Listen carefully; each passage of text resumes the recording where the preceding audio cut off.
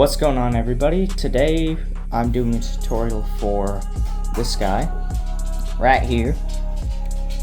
I'm sorry that I haven't uploaded for such a while. I've been so busy with work and school. As a matter of fact, I almost failed school. I didn't. I clutched it up. But yeah, without further ado, let's get straight into the tutorial. So starting off with the legs, we're going to be taking this base part for the foot, and this for the boot area, and then we are going to take a 1x1 clip, put it there, oh crap, fell on the floor.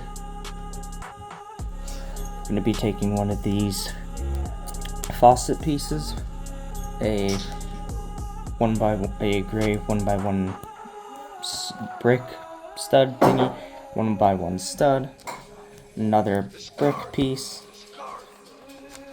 1x1 clip,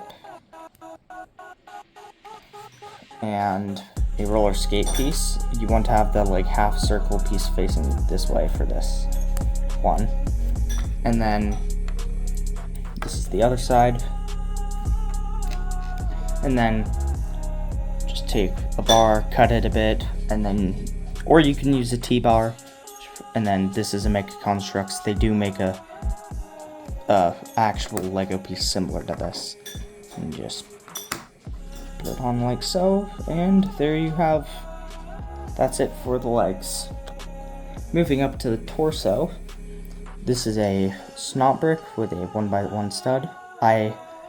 This helmet's very finicky, so I have blue tack, that's why it didn't come off. The back is also finicky, so I have blue tack holding it there. But what it is it's, if you know what this piece is, it's one of those two 1x1 clips, robot hands, T-bar, 1x1 clip with a gray flower piece, some gray minifigure hands right there. Then for the front, it is 1x1 clips, whatever this is called. It's modified jumper, cheese bricks, and you put it like this, and yep, just goes on the front. I'm not sure, this is like a handlebar piece right here. That's what that is. That's what I'm gonna call it, the handlebar piece. There you go.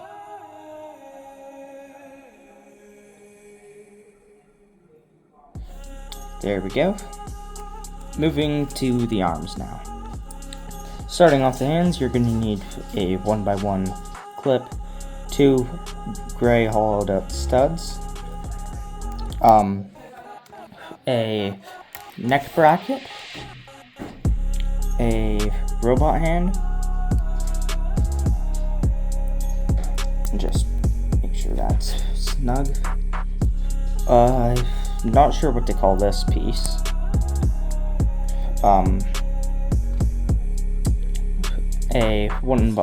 A bar piece here.